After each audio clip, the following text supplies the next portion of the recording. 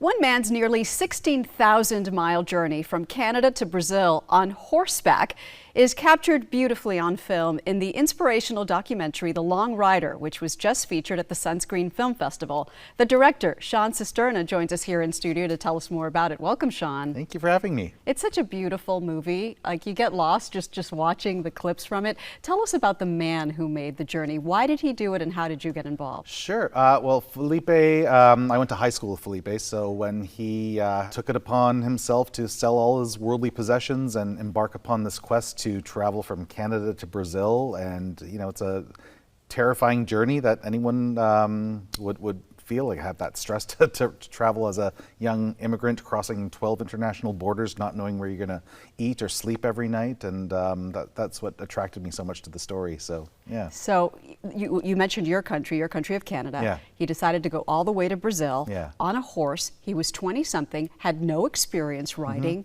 Why would he do that? You know what? His father read him a story called Izzys Ride when he was a young kid, and so that was the story of the Swiss school teacher, Aim Schiffley, who rode from Buenos Aires, Argentina to New York City in the 1920s. So Felipe grew up with this story, and it became his, his bedtime ritual to read this. And when the opportunity came, that's what clicked in his mind. If I'm going to do this, I'm going to do it the way Aim Schiffley did in the 1920s, only like a century later, which proved that it's not as easy it was in the 20s. I can imagine that he must have faced every kind of obstacle. It took him 8 years, Yeah. 12 countries. What are some of the challenges he faced? Not knowing where you're going to sleep or eat every day. Borders were difficult. It's difficult to cross a border, with on horseback for sure, and so there was corruption in throughout Latin America. We found so he found some interesting ways to cross borders. And traffic is extremely difficult. Like Schiffley didn't have to contend with monstrous transport trucks going by at rapid speeds, but Felipe did. So there's a number of major obstacles that he had to overcome, and loneliness as well. Imagine being on the road for so long and just not seeing people, and this chronic loneliness that he suffered along the way as well. Luckily for you and for the rest of us, he carried this camera the whole time. And then he comes back with how much footage?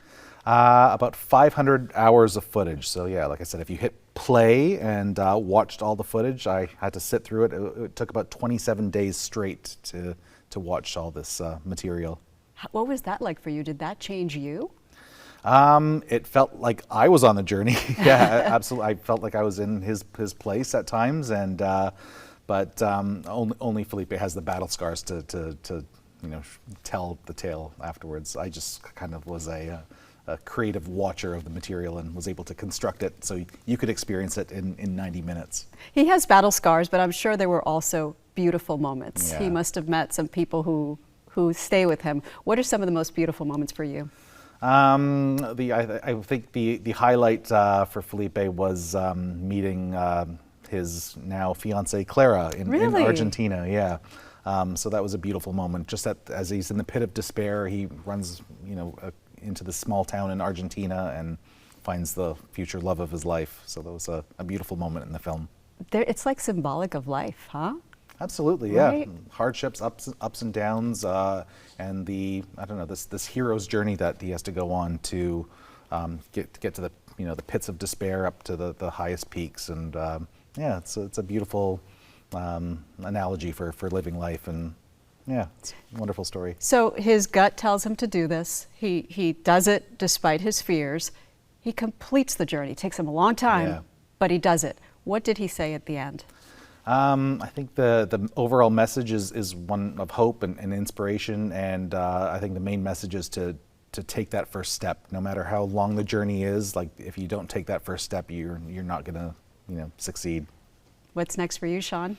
We're actually doing the narrative version of this film, so with actors, and it'll be a co-production between Canada and Brazil. So we're working with actors and writing the script, and it's all ready to go. So I'm very excited to continue this story in a more dramatic fashion. Yeah, and what about when is the wedding for Felipe? Oh, we'll have to find out. That's a secret, yeah. Oh, that's a Yeah. big secret. All right, Sean Cisterna, thank you, and thanks for bringing your talent to Tampa Bay. I mean, so many great movies at the Sunscreen Film Festival this year. Yeah, it's been an amazing experience, and the festival was a true highlight of the festival season for sure. And your movie played twice, so Yeah. says a lot. Well, thank Sean you. Cisterna, thank you. The movie, once again, The Long Rider.